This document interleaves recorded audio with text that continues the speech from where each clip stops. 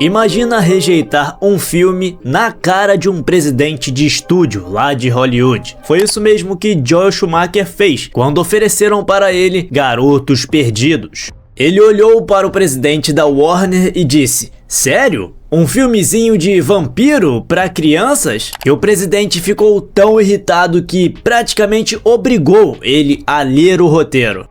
Pois é, o que muita gente não sabe é que Garotos Perdidos quase foi um filme totalmente diferente. A versão inicial, que Richard Donner iria dirigir, era quase que um Goonies com um vampiro. O elenco seria bem mais jovem, crianças mesmo, para combinar com aquela atmosfera infantil e aventureira que tinha dado muito certo no filme dos Goonies. Mas depois Richard Donner saiu do projeto, que passou para Joel Schumacher, que assumiu e decidiu envelhecer todo mundo. E os personagens viraram adolescentes mais velhos, com toda aquela carga de rebeldia, um mix de sensualidade e perigo. O roteirista Jeffrey Bowen entrou para reescrever o roteiro e transformar aquela aventurona infantil no cult sombrio que a gente conhece hoje.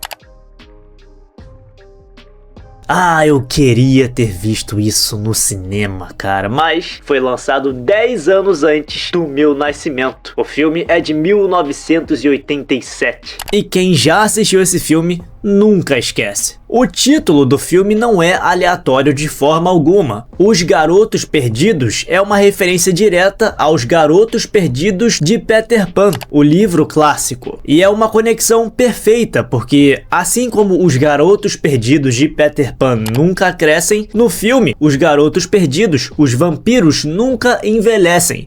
É uma metáfora inteligente sobre a juventude eterna, de ficar preso naquele momento de rebeldia adolescente. Aliás, estava em alta isso ali nos anos 80 com a geração Brat Pack, aqueles atores que fizeram muitos filmes de adolescentes rebeldes. Então Joel Schumacher misturou tudo, né? Essa rebeldia, uma aventura e o tom mais sombrio, mais gótico. E tudo isso num filme de 1h30, cara. Como faz falta filmes assim? Então vemos meninos que nunca crescem, congelados no tempo, como vampiros adolescentes. É como se fosse mesmo Peter Pan, mas com uma roupagem sombria. E a Terra do Nunca aqui é uma praia californiana, infestada de criaturas da noite. É aquele filme infantil que Joel Schumacher rejeitou, primeiramente por arrogância, se tornaria um dos filmes cults mais icônicos dos anos 80. Pra quem nunca viu, Garotos Perdidos conta a história de dois irmãos, Michael e Sam, que se mudam com a sua mãe para a cidade litorânea de Santa Clara, a capital mundial dos desaparecidos. E bem rapidamente, Michael se apaixona por uma garota misteriosa chamada Star e acaba se envolvendo com uma gangue de motoqueiros extremamente carismáticos liderados por David. O problema é que eles são vampiros e o Michael, sem perceber, lentamente vai se transformando num deles.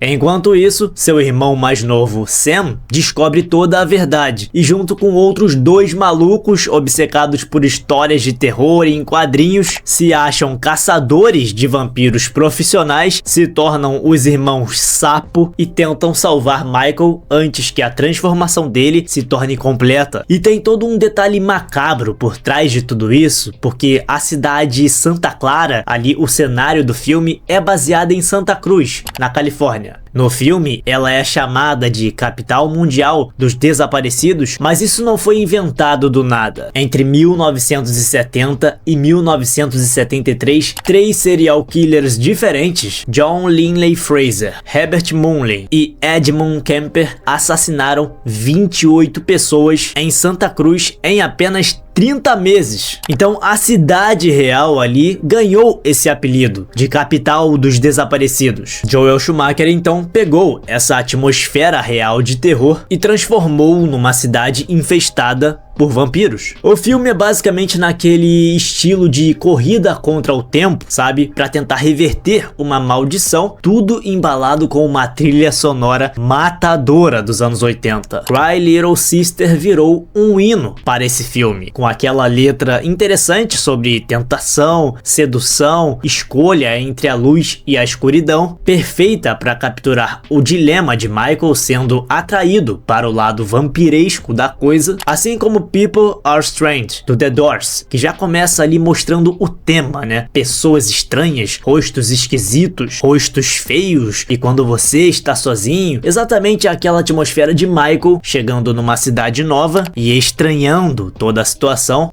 Cada música do filme foi escolhida exatamente para reforçar a temática do que está acontecendo na tela: juventude, rebeldia e aquela sensação de não pertencer a lugar nenhum. Sabe, todo mundo já passou por isso em algum momento. Por isso esse filme é tão identificável. Por isso as pessoas se importaram com todos esses personagens. Sabe aquela sensação de eu não sei o que eu tô fazendo aqui, eu não sei o que eu tô fazendo nesse grupo, nesse emprego. São elementos conectáveis da narrativa do filme.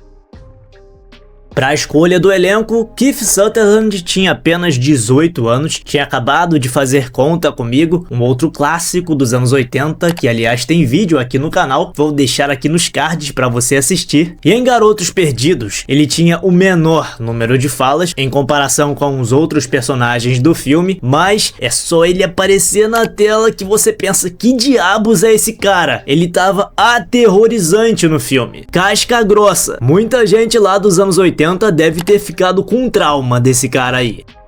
Já o ator Jason Patric levou várias reuniões, quase que diárias, para que aceitasse o papel, porque ele achava que fosse um filme de terror trash, e ele estava em ascensão na carreira ali nos anos 80, né? Recebia vários e vários convites para estrelar filmes de sucesso. Não queria manchar a sua carreira. A atriz Jamie Gertz nem era a escolha original. Joel Schumacher queria colocar alguma atriz que fosse loira e baixinha, mais ou menos aquilo que fizeram no filme do Andy, lá com a Jennifer Aniston, mas parte do elenco insistiu por Jamie, até mesmo Jason Patric, e ela foi mantida e acabou mandando muito bem no papel. E os irmãos Sapo?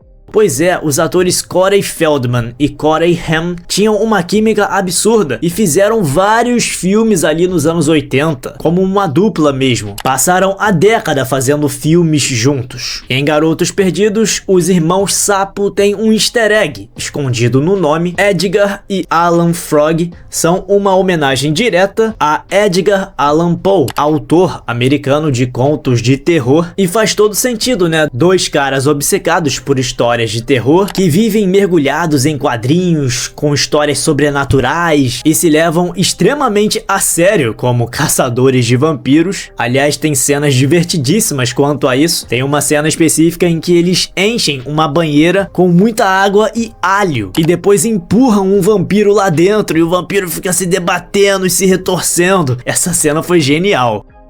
E para o papel de Corey Feldman, o diretor Joel Schumacher deu a ele uma missão: vá a uma locadora, alugue todos os filmes de Sylvester Stallone, Chuck Norris, aqueles casca grossa dos filmes de ação oitentistas, junte tudo isso em um personagem só. Esse vai ser o seu personagem. Tem que ter essa essência. Por isso que ele tem ali uma bandana de Rambo e um estilão meio desbocado pra falar. E o resultado foi um dos personagens mais engraçados do filme, né? Com aquelas frases de efeito como os próprios brucutus dos anos 80 faziam. Agora, por trás das câmeras, tanto o Corey Feldman quanto o Corey Haim tiveram vidas muito complicadas, carreiras problemáticas. Corey Feldman chegou a ser demitido durante as filmagens de Garotos Perdidos porque chegou lá sob efeito de cocaína.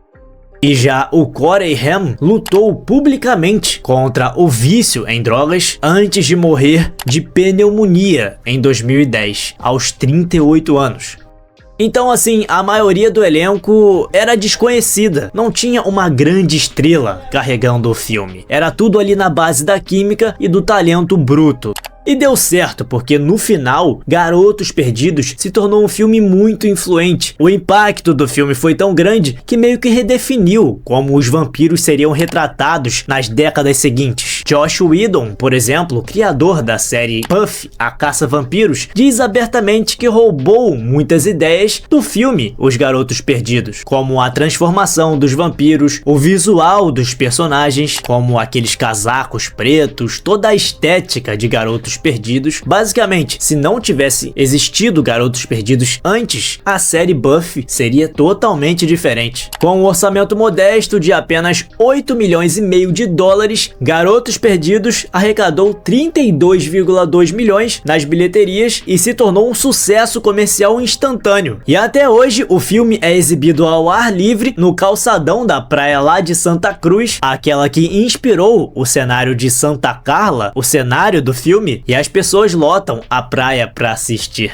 Esse filme é realmente muito nostálgico, né? Não tem como esquecer da chegada a Santa Clara, com aquela câmera sobrevoando o parque de diversão, tocando People Are Strange no fundo. Você sente o clima da cidade sombria, esquisita, clima de gente sumindo, as transformações dos personagens que bebem sangue achando que era vinho e aí depois acorda todo estranho, esquisito, flutuando, sem entender nada. O covil dos vampiros, feito ali só com efeitos práticos e funciona até hoje. Se alguém for fazer remake disso, tem que ter muito cuidado, muito capricho. É aquele filme que envelheceu muito bem, continua estiloso, divertido, e se você ainda não assistiu, tá perdendo um clássico de terror pop lá dos anos 80. E claro que se você já viu, eu quero saber a sua opinião nos comentários. Diga pra mim a sua opinião sincera sobre Os Garotos Perdidos. Deixe também o seu like se esse conteúdo foi relevante para você, assim o YouTube vai recomendar para mais pessoas. Se inscreva no canal se você for novo por aqui e até o próximo vídeo!